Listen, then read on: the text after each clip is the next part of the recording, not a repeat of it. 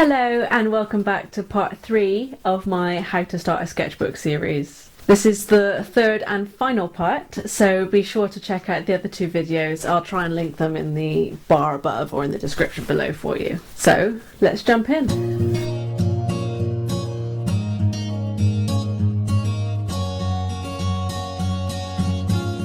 So these tips are my favourite. These ones are the ones that kind of help me the most and hopefully will help you the most too. I've said before that this series isn't kind of a solve all situation. Some people will benefit, some people might not, but it's okay. It's all about trying new things and just seeing what works for you. In this video there are 4 tips. Each one of them kind of focuses more on changing that mindset that we all get ourselves into when it comes to being an artist.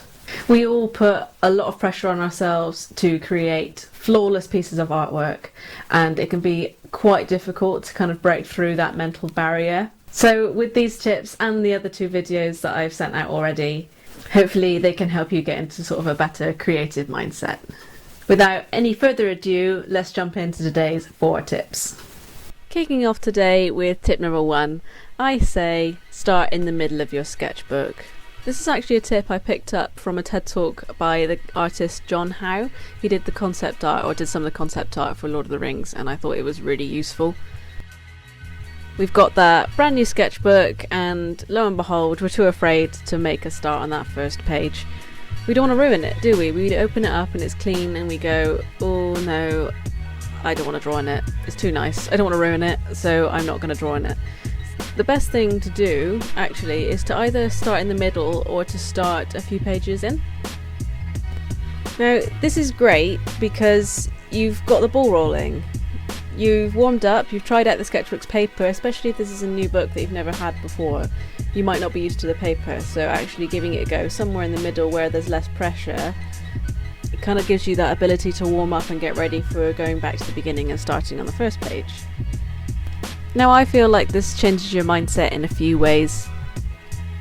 The norm is to start the sketchbook at the beginning, right?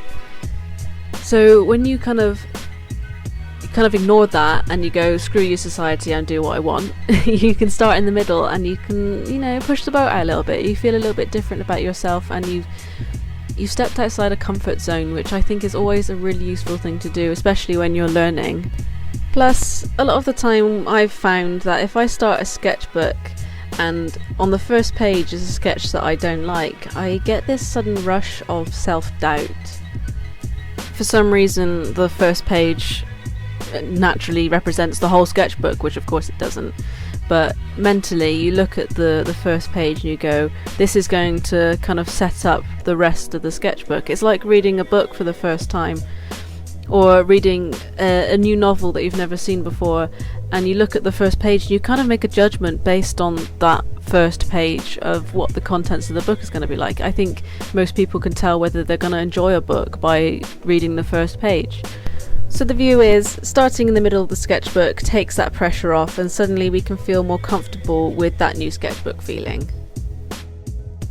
Go ahead, next time you've got a book that you're not sure about starting in, why don't you try opening it up a few pages in, or even right in the middle, or even at the back. Just open it somewhere else that isn't the front page and get to drawing.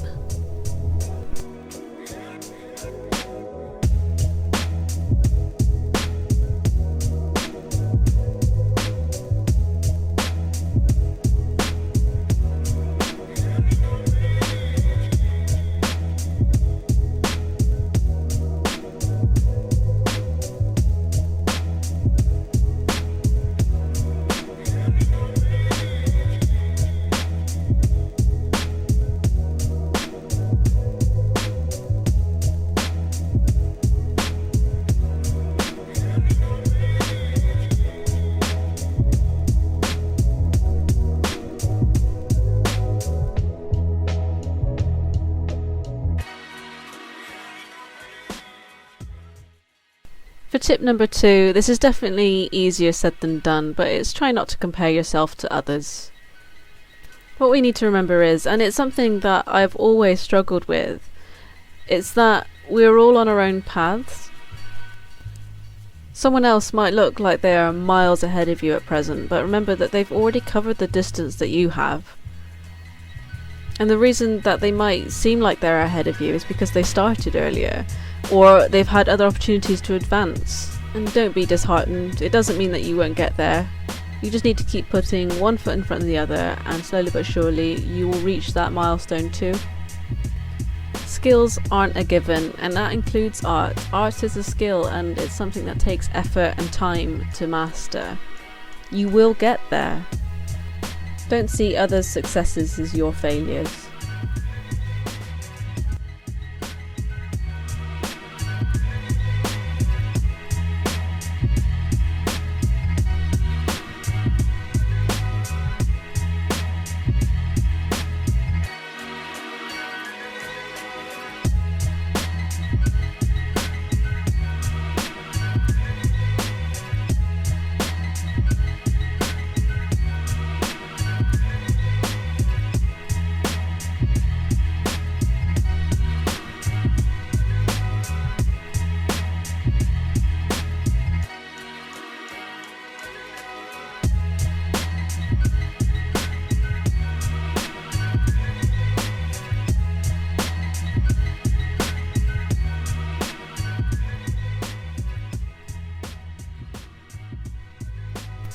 Now for tip number 3, keep your sketchbook private if you want to.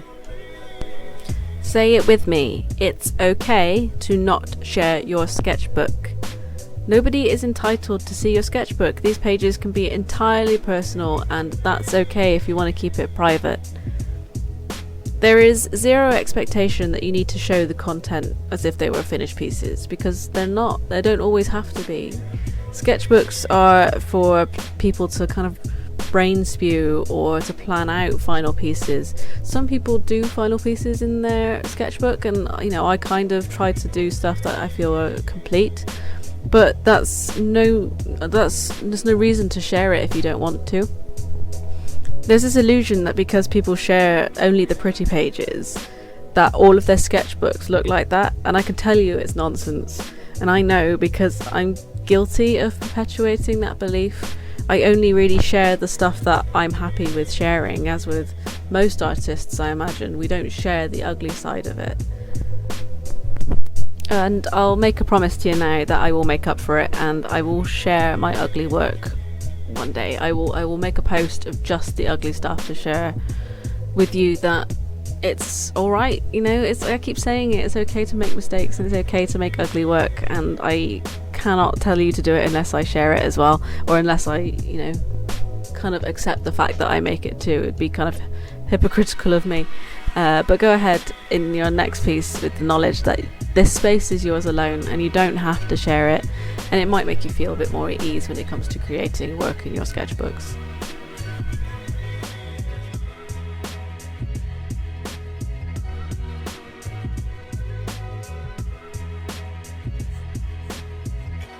As a tangential side note, this little doodle is actually my own cat Dusty, and I thought you should know about him because he's super cute and he has 3 legs, so give him some love.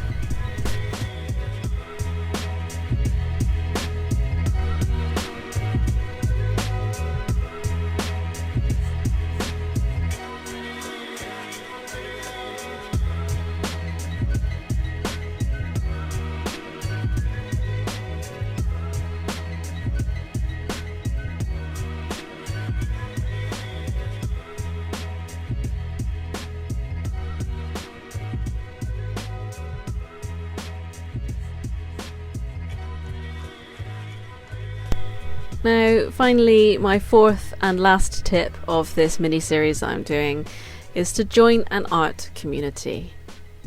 There's a lot of importance in having a community around you that are all in the same boat, or they have the same kind of understanding of the world. It can be super helpful, especially if you're in a bit of an artistic crisis, Now, this can be in person at an evening classes, provided it's safe to do so, especially at the minute with the way that the world is. Or this can be online, which is probably much more likely at the minute. There are countless spaces such as forums or social media that you can join to kind of feel welcomed in your own kind of artistic journeys. It's pretty much the main reason why I set up my Patreon. It was so important to me to remind people who think like me that they are valuable and talented. I absolutely love that feeling of knowing that you're surrounded by people who are only there to encourage you and to support you no matter what stage of your artistic journey that you're in. Whilst social media is really useful for getting in touch with people that you would otherwise not necessarily meet, the problem with it can be that your content could be open to anyone in the world, and sometimes, because there are mean people out there, it can invite negativity, which is not conducive to making you feel better, right? So a big part of my Patreon community is that I have a private Facebook page.